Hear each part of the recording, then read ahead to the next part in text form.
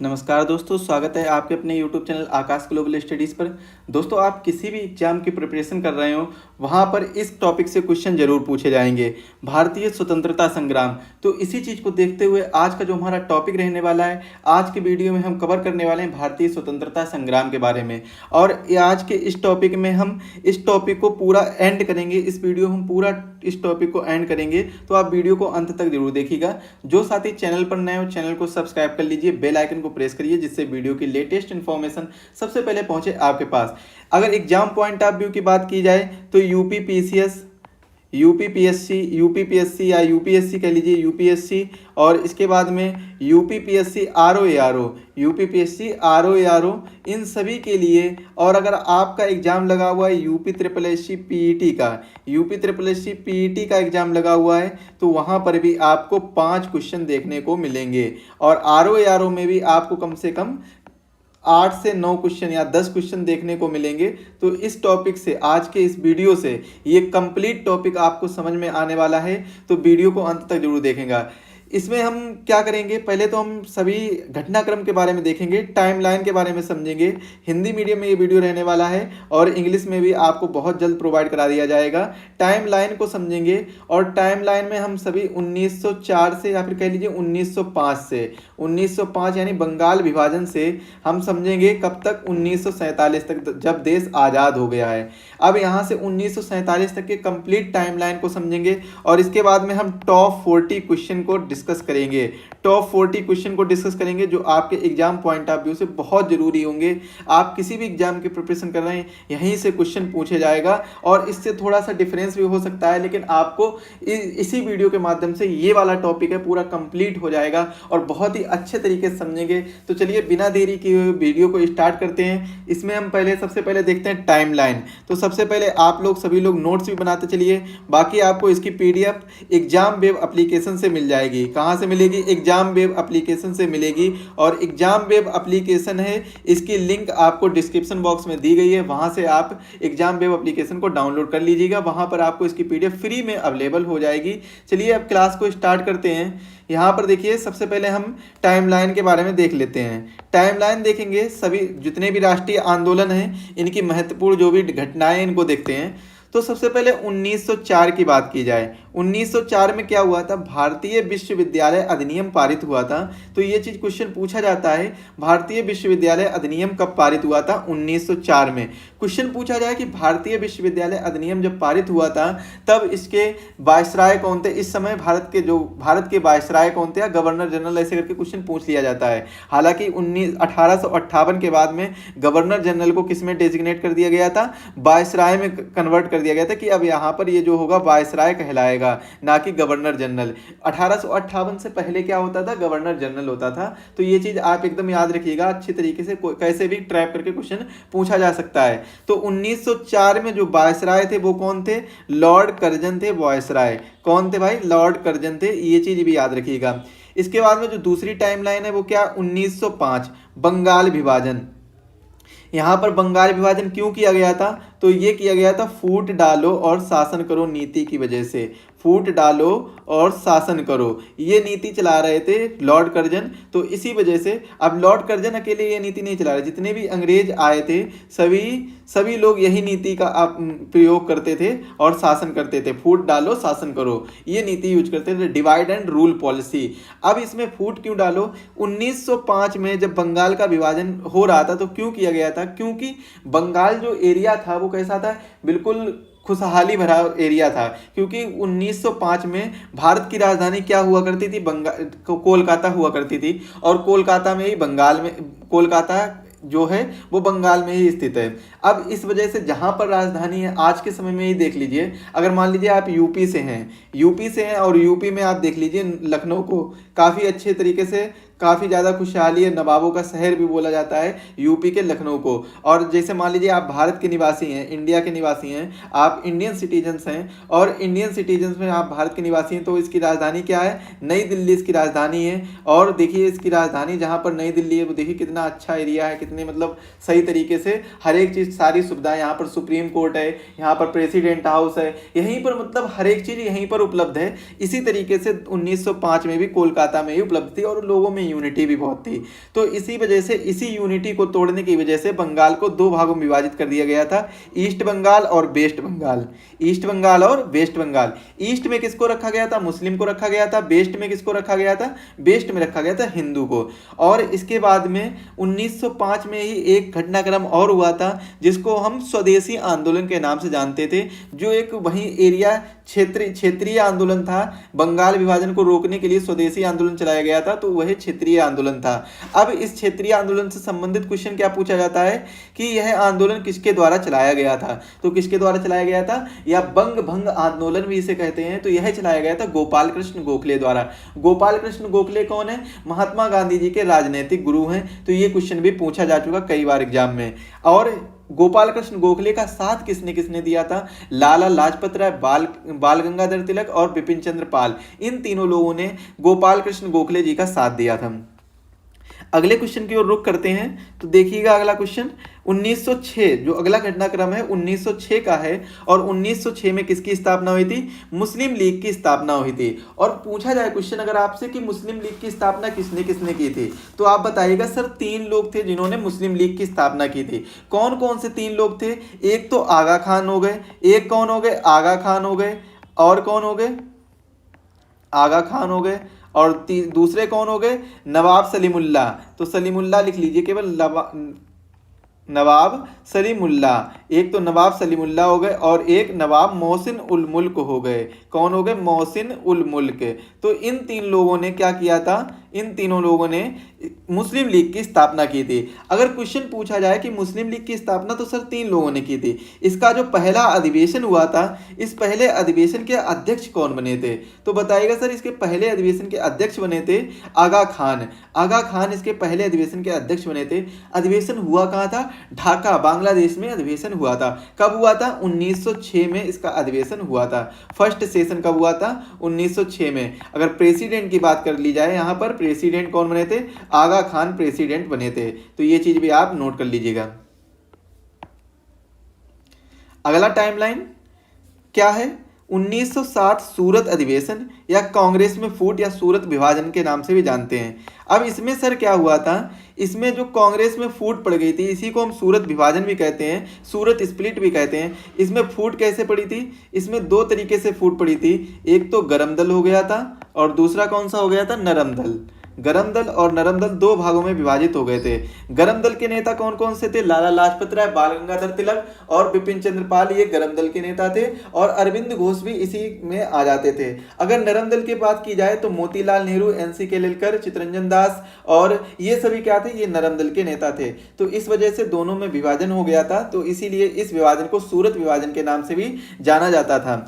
सूरत अधिवेशन कहाँ? सूरत में ही हुआ था। तो इसीलिए इसे सूरत अधिवेशन या सूरत विभाजन और या कांग्रेस में फूट या कांग्रेस विभाजन के नाम से जाना जाता है। कब हुआ था? 1907 में। अगले घटनाक्रम की ओर रुख करते हैं। तो 1909 में मॉर्ली मिंटो सुधार हुआ था। मॉर्ली मिंटो रिफॉर्म भी कहते थे, जिसमें मिंटो क्या थे? मिंटो वायसराय थे।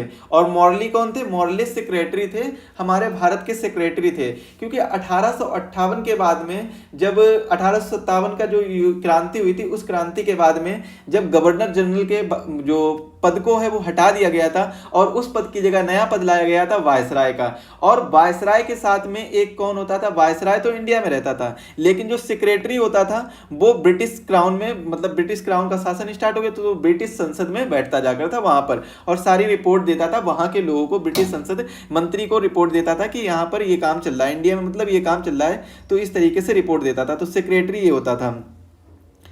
1909 में मॉर्ले मिंटो सुधार आया। क्यों आया? क्योंकि जब 1906 में मुस्लिम लीग की स्थापना हुई थी, मुस्लिम लीग ने 2 डिमांड रखी थी। कौन कौन सी डिमांड थी सर? डिमांड ये थी कि मुस्लिम लीग ने एक तो सेपरेट इलेक्शन मांगा था, पृथक चुनाव मांगा था, कि उनके जो कैंडिडेट होंगे वही खड़े होंगे आपस में, और उन्हीं को वही कैंडिडेट, उनके ही कैटेगरी के लोग वोट देंगे। मतलब अगर कोई व्यक्ति है किसी स्थान पर, अगर मुस्लिम खड़ा हुआ है, तो इसके जो वोटर होंगे, इसको जो वोट देंगे वो कौन देंगे? मुस्लिम कम्युनिटी के लोग ही इसको वोट देंगे। तो ये इनका पृथक चुनाव था इस तरीके से। और साथ ही साथ में कुछ स्पेशल प्रोविजंस भी थे, कुछ विशेषाधिकार भी थे जो ये चाहते थे, मुस्लिम लोग चाहते थे। तो मॉर्ली मिंटो सुधार में क्या हुआ? ये वापस से फिर एक बार आ गए कि डिवाइड एंड रूल पॉलिसी अपनाएंगे। फूट डालेंगे और शासन करेंगे। अब इन्होंने यहाँ पर ऐसा क्या कर दिया, इन्होंने कर दिया कि हम अब मुस्लिम लीग की दोनों मांगों को मानने के लिए तैयार हैं। अब जब मुस्लिम लीग की मांगे मानने के लिए ये तैयार हो गए तो मुस्लिम लीग और ब्रिटिश एक तरफ हो गए और आईएनसी अकेला पड़ गया। आईएनसी कैसा पड़ गया, अकेला। अब यहाँ पर ऐसा नहीं कि आईएनसी अब कोशिश नहीं करेगा, आईएनसी पूरी कोशिश करेगा मुस्लिम लीग को अपने यहाँ वापस लाने के लिए, और यह ला भी देगा। कब लाएगा, जब लखनऊ समझौता होगा, जब 1916 में लखनऊ समझौता होगा, उस समय आईएनसी और मुस्लिम लीग दोनों एक साथ हो जाएंगे, क्योंकि आईएनसी यहां पर मुस्लिम लीग की दोनों मांगे, दोनों डिमांडें पूरी कर देता है। चलिए अगली घटनाक्रम क्या है, अगला घटनाक्रम है 1911 में ब्रिटिश सम्राट का दिल्ली दरबार। इस दिल्ली दरबार में क्या हुआ था, इस दिल्ली दरबार में भारत की राजधानी कोलकाता से दिल्ली शिफ्ट कर दी गई थी, तो इतनी बात आपको याद रखनी होगी। होम रूल लीग का निर्माण कब हुआ था, 1916 में। किसके द्वारा किया गया था, बाल गंगाधर तिलक के द्वारा। किसके द्वारा किया गया था, बाल गंगाधर तिलक के द्वारा किया गया था। अगर क्वेश्चन पूछा जाए सर कि होम रूल आंदोलन कब हुआ था, और यह भी कब हुआ था, आंदोलन की बात की जाए तो 1916 में ही आंदोलन हुआ था। अगर पूछा जाए किसके द्वारा किया गया था, तो बताइएगा सर एनी बेसेंट के द्वारा होम रूल आंदोलन किया गया था। तो इन दोनों में डिफरेंट है, आप ये चीज याद रखिएगा। अगला घटनाक्रम क्या है, मुस्लिम लीग कांग्रेस समझौता, जिसे लखनऊ समझौता के नाम से भी जानते हैं। ये कब हुआ था, 1916 में। 1917 में महात्मा गांधी द्वारा क्या चलाया गया था, चंपारण सत्याग्रह या चंपारण आंदोलन चलाया गया था। 1919 में रोलेट एक्ट चलाया गया था। इन सभी के बारे में हम जब क्वेश्चन पढ़ेंगे तो उनके सभी के बारे में डिटेल से पढ़ेंगे। 1919 में, और यहाँ पर आपको एक चीज देखनी होगी, रोलेट एक्ट में 2 लोगों को गिरफ्तार किया गया था। 2 लोग कौन कौन थे जिनको गिरफ्तार किया गया था, सत्यपाल थे, डॉक्टर सत्यपाल और डॉक्टर सैफुद्दीन किचलू। डॉक्टर सैफुद्दीन किचलू, इन दोनों लोगों को गिरफ्तार किया गया था। और इन्हीं की गिरफ्तारी की वजह से अमृतसर में एक स्थान है जलियांवाला बाग। अमृतसर में स्थान है एक कौन सा, जलियांवाला बाग है, जलियांवाला बाग। तो ये जलियांवाला बाग एक अमृतसर में एक स्थान है, और इनकी गिरफ्तारी की वजह से, अरेस्ट होने की वजह से गिरफ्तारी की वजह से जलियांवाला बाग में कई लोग, हजारों की संख्या में पीपल क्या करते हैं, हजारों की संख्या में पीपल्स यहाँ पर लोग इकट्ठे होते हैं और मीटिंग रखते हैं। क्या करते हैं, मीटिंग रखते हैं। और इसी मीटिंग में क्या होता है, जब ये मीटिंग कर रहे होते हैं तब वहां पर एक आते हैं जनरल रिगनॉल्ड डायर आते हैं, और ये क्या करते हैं, गोली चलाने का आदेश दे देते हैं, जिससे जलियांवाला बाग हत्याकांड के नाम से भी जाना जाता है। कब हुआ था, 13 अप्रैल 1919 को। 13 अप्रैल 1919 को जलियांवाला बाग हत्याकांड हुआ था। तो ये चीज भी आप याद रखिएगा। इसमें हजारों की संख्या में लोग मारे गए थे। कितने लोग मारे गए थे, हजारों की संख्या में लोग मारे गए थे। अगर आपसे क्वेश्चन पूछा जाए सर ब्रिटिश रिकॉर्ड के अनुसार कितनी संख्या में लोग मारे गए थे, तो बताइएगा सर 379 ब्रिटिश रिकॉर्ड के अनुसार यहां पर मारे गए थे, और 1000 लोग इंजर्ड हुए थे। जबकि इंडियन रिकॉर्ड क्या कहता है, तो इंडियन रिकॉर्ड भी जान लेते हैं। इंडियन रिकॉर्ड कहता है कि लगभग 1000 लोग मारे गए थे और 1500 से अधिक लोग घायल हुए थे। तो ये इंडियन रिकॉर्ड कहता है। अगला जो घटनाक्रम है वो कौन सा है, 1919 का मॉन्टेग्यू चेम्सफोर्ड सुधार। अब मॉन्टेग्यू चेम्सफोर्ड सुधार है, अब इसी के लिए मॉन्टेग्यू चेम्सफोर्ड जो सुधार है, इसी के लिए एक कमीशन की नियुक्ति की जाती है, साइमन कमीशन, जिसके जो चेयरमैन होते हैं वो कौन होते हैं, सर जॉन साइमन होते हैं। और इसी साइमन कमीशन, ये इसकी नियुक्ति कब होती है, 1927 में होती है। 1927 में जब इसकी नियुक्ति हो जाती है, और 1928 में जब ये भारत आता है, कहाँ पर आता है, बॉम्बे में आता है। बॉम्बे में ये भारत आता है। और जब जैसे ही ये भारत आते हैं, इसमें 7 मेंबर होते हैं, और 7 मेंबर कैसे होते हैं, व्हाइट होते हैं, यानी ब्रिटिश होते हैं। कैसे होते हैं, ब्रिटिश होते हैं। तो इसीलिए इसका नाम भी क्या रख दिया गया है, व्हाइट कमीशन इसका नाम रख दिया गया है। क्या रख दिया जाता है, व्हाइट कमीशन इसका नाम रख दिया जाता है। और व्हाइट कमीशन नाम रखने की वजह से, और यहाँ पर नारे भी लगते हैं, जिसमें लाला लाजपत राय नारे लगाते हैं, साइमन गो बैक, साइमन वापस जाओ, साइमन गो बैक का नारा देते हैं। कौन, लाला लाजपत राय। जब ये नारा दे रहे होते तब इन पर क्या कर दिया जाता है, लाठी चार्ज कर दी जाती है। लाठी चार्ज कर दी जाती है, और लाठी चार्ज होने की वजह से इनके सर में चोट लगती है, और ये कुछ दिनों तक हॉस्पिटल में रहते हैं, और हॉस्पिटल में रहने के बाद में वहां पर लाला लाजपत राय की मृत्यु हो जाती है। अब मॉन्टेग्यू चेम्सफोर्ड सुधार कब हुआ था, 1919 में। इसके बाद में 1920 में एक आंदोलन स्टार्ट होता है, खिलाफत आंदोलन जिसे कहते हैं। खिलाफत आंदोलन जो अली ब्रदर्स थे, अली ब्रदर्स इनके द्वारा चलाया गया था। क्यों चलाया गया था, मुस्लिम लीग लीग और अली ब्रदर्स द्वारा चलाया गया था। मुस्लिम लीग आप मतलब ध्यान रखिएगा, मुस्लिम लीग, तो मुस्लिम लीग के द्वारा ये चलाया गया था। अब मुस्लिम लीग यहाँ पर खिलाफत आंदोलन क्यों चला रही थी? क्योंकि एक पोस्ट थी इनकी, एक मतलब जो धर्मगुरु कहलाते थे, रिलीजियस एक तरीके से जो धर्मगुरु हैं इनके, तो उनकी एक पोस्ट थी खलीफा की, कैलिफ या खलीफा की पोस्ट थी। तो टर्की में इस पोस्ट पर क्या कर दिया गया, इसका हनन कर दिया गया, इसको गिरा दिया गया, इसको खत्म कर दिया गया। तो इस वजह से क्या हुआ था, तो इस वजह से यहाँ पर क्या हो गया, मुस्लिम लोगों को अपनी इंसल्ट फील होती है। जैसे उन्हें इंसल्ट फील होती है तो वहाँ के लोग, जो टर्की के मुस्लिम लोग थे, वो क्या करते हैं, आंदोलन स्टार्ट करते हैं। अब जब वहाँ के लोग आंदोलन स्टार्ट कर रहे हैं, और यहाँ पर भारत में भी असहयोग आंदोलन लगभग स्टार्ट हो चुका था, क्योंकि 1919 में हुए जलियांवाला बाग हत्याकांड की वजह से जो वहाँ पे जितने भी लोग मारे गए उनको न्याय दिलाना था, और उनको न्याय दिलाने के लिए महात्मा गांधी जी ने असहयोग आंदोलन प्रारंभ कर दिया था। जब असहयोग आंदोलन प्रारंभ कर दिया तो इसी वजह से खिलाफत आंदोलन भी उसी के साथ में प्रारंभ हो गया था। तो याद रखिएगा, खिलाफत आंदोलन कब प्रारंभ हुआ, 1920 में। असहयोग आंदोलन कब स्टार्ट हुआ, 1920 में। कब तक चले ये दोनों, तो ये दोनों बताइएगा सर 1922 तक चले। 1922 तक क्यों चले सर, तो यहाँ पर एक डेट पड़ती है 5 फरवरी 1922। स्थान पड़ता है गोरखपुर। गोरखपुर में एक जेल पड़ती है जिसे बोलते हैं चौरी चौरा। तो इसी घटना को चौरी चौरा हत्याकांड भी कहते हैं। किस घटना को, क्योंकि इस जेल में जाकर जो लोग वहां के आक्रोश में आई हुई जनता होती है, वो क्या करती है, वहां पर जेल में आग लगा देती है, तो जिससे कई पुलिसमैन 22 पुलिसकर्मी वहां पर मारे जाते हैं। लगभग 22 पुलिसकर्मी जिंदा जल जाते हैं। तो इस वजह से एक चौरा चौरी हत्याकांड होता है, जिसे जो 1922 में हुआ था, और इसी हत्याकांड की वजह से महात्मा गांधी असहयोग आंदोलन को रोक देते हैं। तो सर बताएगा, क्या ये जरूरी था कि असहयोग आंदोलन रुक जाना चाहिए? काफी लोग इस पे उंगली भी उठाते हैं कि असहयोग आंदोलन क्यों रोका गया है, वो तो चौरा चौरी हत्याकांड गोरखपुर में हुआ है, तो यहाँ पर असहयोग आंदोलन क्यों रोका गया है? तो इसकी वजह क्या है, तो देखिए, गांधी जी जानते थे कि अगर हमने असहयोग आंदोलन नहीं रोका, और ये यहाँ पर इतना बड़ा इतनी बड़ी एक घटना हो गई, घटनाक्रम हो गया है, तो इसमें अगर जरा सी भी ब्रिटिश को भनक हुई, और इसमें देखिए उन्हें पता तो चली गया था, अब यहाँ पर उन्हें जैसा ही लगेगा ना, अगर वो उन्हें बदला निकालना होगा, रिवेंज लेना होगा, तो वो भरी जनता में, यहाँ असहयोग आंदोलन में लाखों की जनसंख्या में लोग एकत्रित हुए हैं, तो भरी जनता में वो क्या कर देंगे, गोलीबारी चला देंगे, और गोलीबारी करने से लाखों लोगों की जान जा सकती है। जलियांवाला बाग हत्याकांड में हजारों की गई, यहाँ पर लाखों की जान जा सकती है। तो इन्हीं सबको देखते हुए गांधी जी ने असहयोग आंदोलन वापस ले लिया, और असहयोग आंदोलन वहीं पर छोड़ दिया। इसके बाद में साइमन कमीशन की नियुक्ति होती है, जिसके बारे में बता दिए। 28 में साइमन कमीशन का भारत आगमन होता है। 29 में क्या होता है, केंद्रीय असेंबली में बम विस्फोट करते हैं भगत सिंह द्वारा केंद्रीय असेंबली में बम विस्फोट किया जाता है। 1929 में क्या होता है, 1929 में बताइएगा सर, कांग्रेस द्वारा पूर्ण स्वतंत्रता की मांग की जाती है।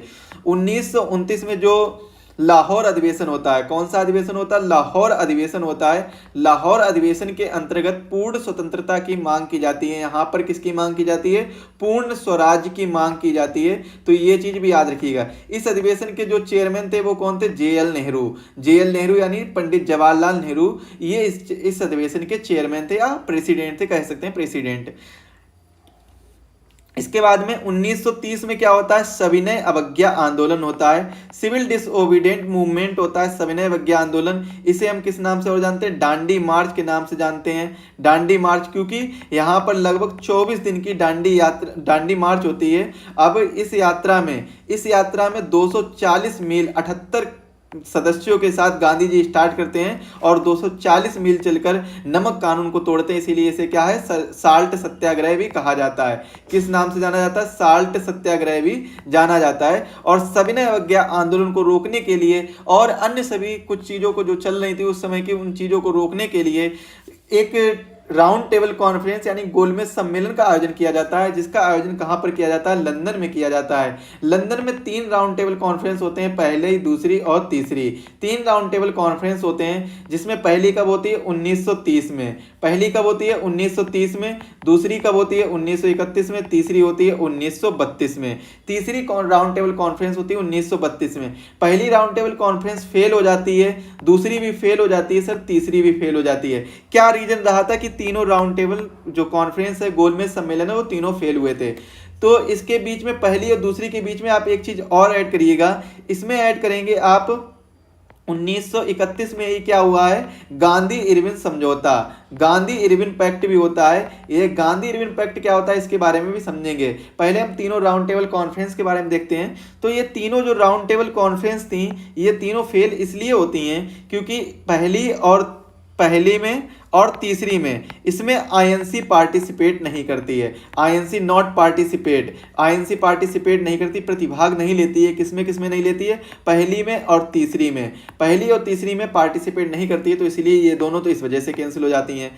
इसके बाद में जब पहली राउंड टेबल कॉन्फ्रेंस हो जाती है और आईएनसी पार्टिसिपेट नहीं करती है, तब जो उस समय के वायसराय हुआ करते थे इरविन क्या करते हैं, गांधी जी को बुलाते हैं और बोलते हैं, एक समझौता करते हैं, गांधी इरविन समझौता के नाम से जिसे जाना जाता है। उसमें समझौता करते हैं कि आप सविनय अवज्ञा आंदोलन बंद कर दिए, मतलब उस समझौते में आग्रह करते हैं इरविन गांधी जी से कि आप गोलमेज सम्मेलन को अटेंड करिए, कम से कम अटेंड तो करिए, वहां पर आप उनकी बातें सुनिए, उनकी शर्तों को सुनिए, क्या उनकी शर्तें, ये सब चीजों को सुनकर आप एक बार देखिए। तो इस हिसाब से जब ये बात हो जाता, समझौता हो जाता है, तो इसके बाद में क्या होता है कि 1931 में जो दूसरी राउंड टेबल कॉन्फ्रेंस होती है उसमें गांधी जी यानी आईएनसी पार्टिसिपेट करती है। जब आईएनसी को रिप्रेजेंट कर रहे थे गांधी जी, तो गांधी जी जब उसमें पार्टिसिपेट कर रहे हैं मतलब आईएनसी उसमें पार्टिसिपेट कर रही है। आईएनसी जब पार्टिसिपेट कर लेती है तब इसमें क्या होता है कि कुछ शर्तें ऐसी रख दी जाती हैं जिसको गांधी जी को स्वीकार नहीं होती हैं और गांधी जी मना कर देते हैं। तो इस वजह से दूसरी राउंड टेबल कॉन्फ्रेंस भी फेल हो जाती है। तो तीनों राउंड टेबल कॉन्फ्रेंस लगभग फेल साबित हुई। लेकिन यहां से क्वेश्चन क्या पूछा जाएगा, आईएनसी की तरफ से पार्टिसिपेट किसने किया था, दूसरे राउंड टेबल कॉन्फ्रेंस में किया था, द्वितीय गोलमेज सम्मेलन में किया था महात्मा गांधी जी ने। पहले और तीसरे में पार्टिसिपेट नहीं किया था, प्रतिभाग नहीं लिया था। अगर पूछा जाए क्वेश्चन की जो शेड्यूल कास्ट है इनको रिप्रेजेंट किसने किया था भारत की तरफ से, तो बताइएगा सर BR अम्बेडकर, भीमराव अम्बेडकर जी ने इस पर पार्टिसिपेट किया था। अगर पूछा जाए कि वुमेन एम्पावरमेंट के ऊपर कौन बात कर रहा था, कौन चर्चा में रहा था या फिर किसने रिप्रेजेंट किया था वुमेन को लेकर, तो वुमेन को लेकर रिप्रेजेंट किया था सरोजिनी नायडू ने। किसने किया था, सरोजिनी नायडू ने। तो ये चीजें आपको याद रखनी होंगी। 1932 में एक घटनाक्रम और घटता है जिसे हम किस नाम से जानते हैं, सांप्रदायिक निर्वाचक प्रणाली की घोषणा। 1932 में ये घटनाक्रम और होता है पूना पैक्ट। 1942 में एक घटनाक्रम होता है जो बहुत ही इंपॉर्टेंट रहता है आज़ादी के लिए, भारत छोड़ो आंदोलन। यह गांधी जी द्वारा चलाया गया आंदोलन होता है, गांधी जी द्वारा। और इस आंदोलन में गांधी जी नारा देते हैं करो या मरो, करो या मरो, ये नारा देते हैं, करो या मरो। किस आंदोलन में देते हैं, भारत छोड़ो आंदोलन में नारा देते हैं गांधी जी, करो या मरो। इसके बाद में 1942 में ही क्रिप्स मिशन भारत आता है और बताता है कि आप हमारे साथ युद्ध में मेरा साथ दीजिए, इसके बाद में हम आपके देश को आज़ाद कर देंगे। मतलब जो द्वितीय विश्व युद्ध उस समय चल रहा था, तो वहाँ पर कौन कौन सी पावर थी, कुछ एलाइड पावर थी, कुछ कैसी थी, एलाइड पावर थी, कुछ कैसी थी, एक्सिस पावर थी।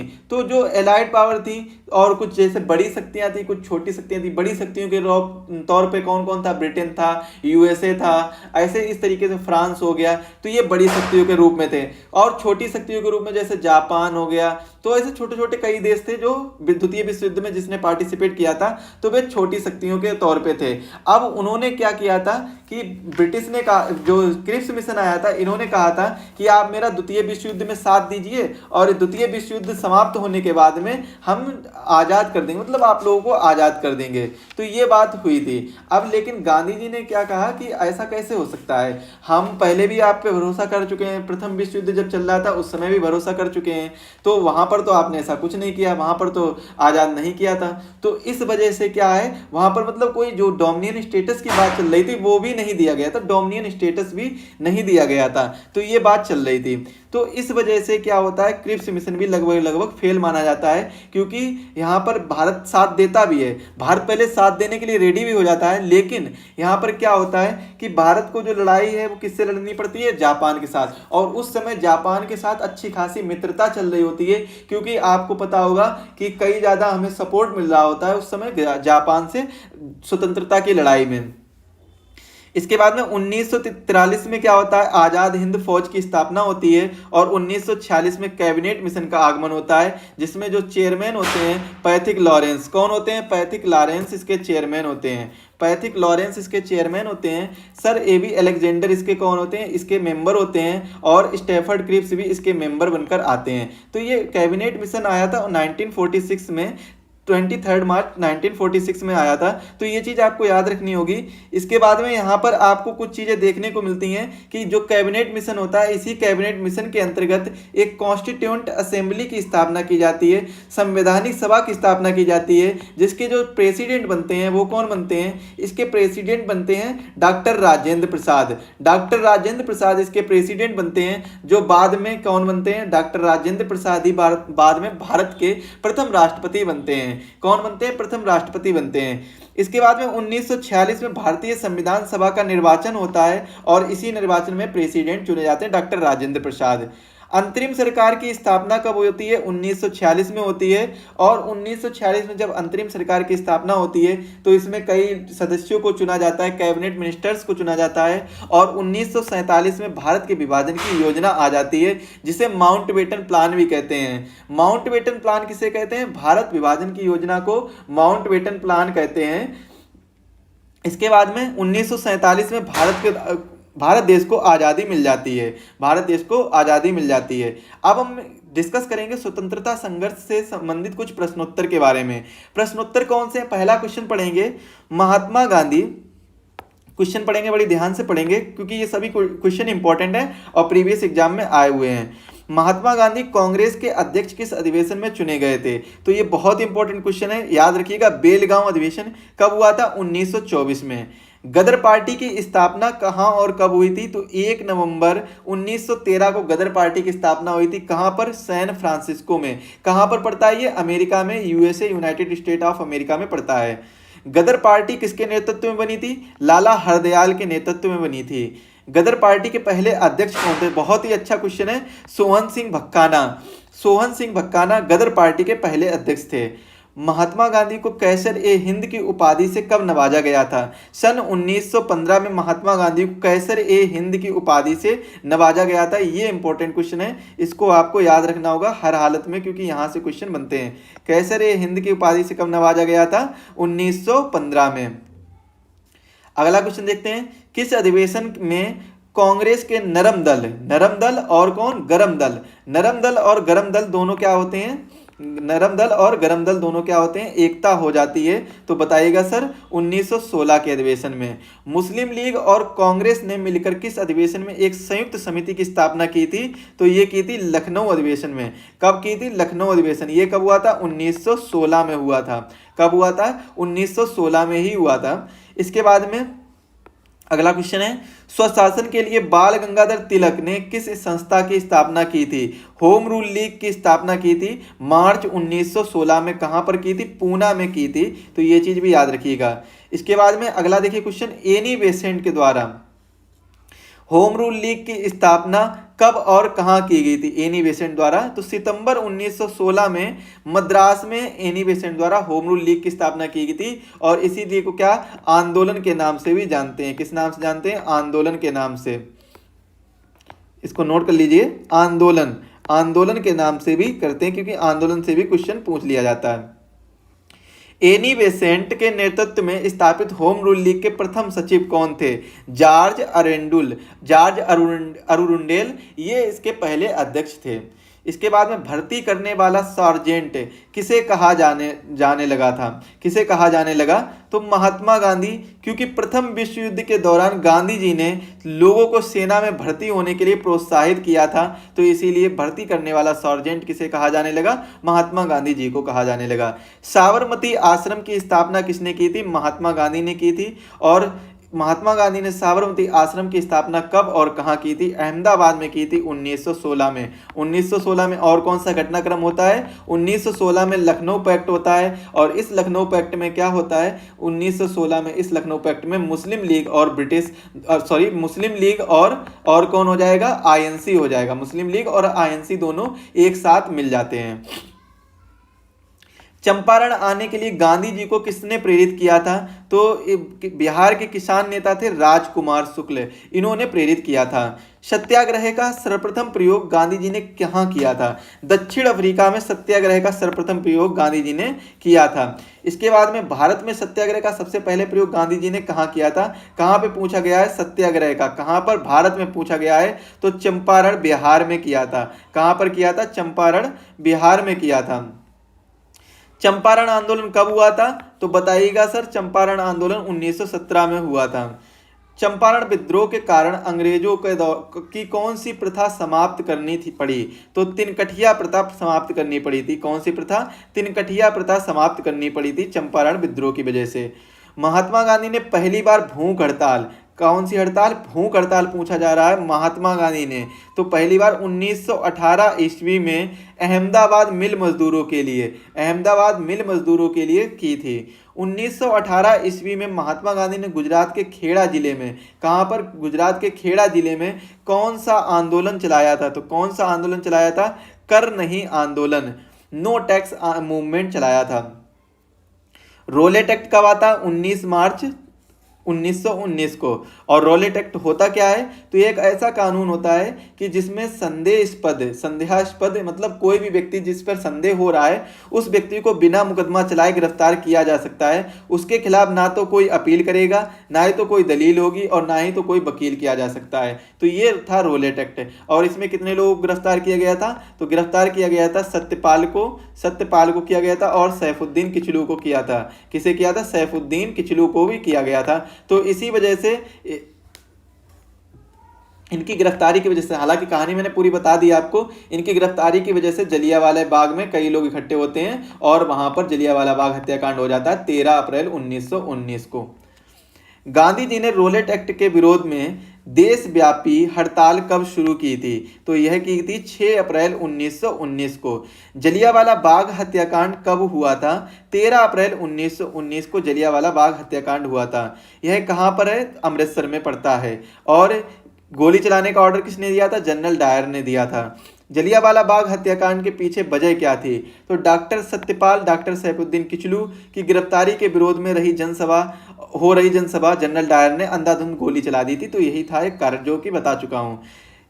जो सरकारी रिपोर्ट के अनुसार 379 लोग ही मारे गए थे समिति में, जबकि जो अनुसार कांग्रेस समिति के अनुसार 1000 लोग मारे गए थे। ये सारी चीजें मैंने डिस्कस कर रखी हैं पहले से ही।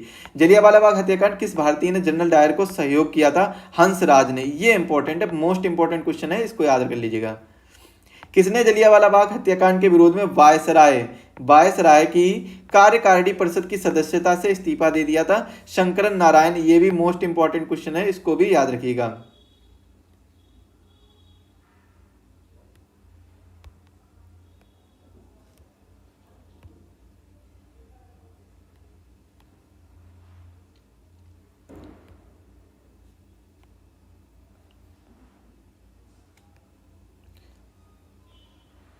अगला क्वेश्चन देखते हैं। किसकी अध्यक्षता में ब्रिटिश सरकार ने जलियांवाला बाग हत्याकांड की 8 सदस्यीय जांच समिति गठित की थी? लॉर्ड हंटर की अध्यक्षता में। जिस जांच समिति का गठन ब्रिटिश सरकार ने किया था उसके सदस्यों में कितने भारतीय सदस्य थे? 3 भारतीय सदस्य थे। इंडियन जो थे वो कितने थे? वो 3 सदस्य केवल थे। कांग्रेस ने किसके नेतृत्व में जलियांवाला बाग हत्याकांड की जांच के लिए आयोग गठित किया था? मदन मोहन मालवीय। और इस आयोग के अन्य सदस्यों में मोतीलाल नेहरू और गांधी जी भी थे। जलियांवाला बाग किस व्यक्ति की संपत्ति थी? तो यह जल्ली नाम के व्यक्ति की संपत्ति थी। खिलाफत आंदोलन किसके खिलाफ शुरू किया गया था? मित्र राष्ट्रों के खिलाफ, जो विशेषकर ब्रिटेन के खिलाफ थे। खिलाफत आंदोलन किसके समर्थन में किया गया था? तो टर्की के खलीफा के समर्थन में भारतीय मुसलमान ने आंदोलन शुरू किया था। पूरे देश में खिलाफत दिवस कब मनाया जाता है? 19 अक्टूबर 1919 को मनाया गया था। हिंदू और मुसलमानों की संयुक्त कॉन्फ्रेंस की अध्यक्षता महात्मा गांधी ने कब की थी? 23 नवंबर 1919 को। असहयोग आंदोलन कब शुरू हुआ था? 1 अगस्त 1920 को। रॉलेट एक्ट, जलियांवाला बाग हत्याकांड और खिलाफत आंदोलन में उत्तर में गांधी जी कौन सा आंदोलन शुरू किया था? असहयोग आंदोलन। कब से कब तक? 1920 से 1922 तक। और इसके बाद के घटनाक्रम को और आगे की सभी जानकारी हम अगले वीडियो में डिस्कस करेंगे। एक और आपका वीडियो ऐसा ही रहने वाला है। तो आज के वीडियो के लिए बस इतना। इतना ही रखते हैं, आप किसी भी एग्जाम की प्रिपरेशन कर रहे हैं वहाँ पर आपको यहाँ से क्वेश्चन जरूर देखने के मिलेंगे। यहाँ से अगर आपके वहाँ पर क्वेश्चन इंडियन फ्रीडम स्ट्रगल के 5 क्वेश्चन पूछे जा रहे हैं तो मैं गारंटी से बता रहा हूँ आपको 5 के 5 क्वेश्चन यहीं से देखने को मिल जाएंगे। तो आप इस वीडियो को अधिक से अधिक लोगों के साथ शेयर करिए, आपके साथ साथ में औरों का भी भला हो जाए, तो सभी के साथ शेयर करिए। जो साथी चैनल पर नए हो चैनल को सब्सक्राइब करिए, बेल आइकन को प्रेस करिए, जिससे वीडियो की लेटेस्ट इन्फॉर्मेशन सबसे पहले आपके पास पहुंचे। मिलते हैं अगले वीडियो में, तब तक के लिए आप सभी को धन्यवाद। सभी लोग स्वस्थ रहें, मस्त रहें। और अधिक जानकारी के लिए आप हमें कांटेक्ट कर सकते हैं हमारे कांटेक्ट नंबर पर। नंबर नोट कर लीजिएगा 7905407400 पर कांटेक्ट करके आप हमसे कोई भी जानकारी प्राप्त कर सकते हैं। हमारे पैड कोर्सेस लेने के लिए भी आप एग्जाम वेब एप्लीकेशन को डाउनलोड कर लीजिए, वहां पर आपको बहुत ही अफोर्डेबल प्राइस में पैड कोर्स आपको मिल जाएंगे। यूपी जीके का स्पेशल पैड कोर्स लॉन्च किया गया है जो कि मात्र 49 रुपए में है। तो अगर देखिएगा, एक बार उसका डेमो वीडियो देखिएगा, अगर आपको अच्छा लगे, पसंद आए तो एक बार उसको जरूर लीजिएगा। और मैं पूरी कोशिश कर रहा हूं कि आपको उसमें आपकी उसमें जो सहमति रहे या फिर आपको जो संतुष्टि प्रदान हो, बहुत ही अच्छे तरीके से संतुष्टि प्रदान हो, ऐसी मैं पूरी कोशिश कर रहा हूं। चलिए फिलहाल में मिलते हैं अगले वीडियो में, ऐसे ही शानदार और जानदार वीडियो मिलेंगे। तब तक के लिए आप सभी का धन्यवाद। सभी लोग स्वस्थ रहें, मस्त रहें।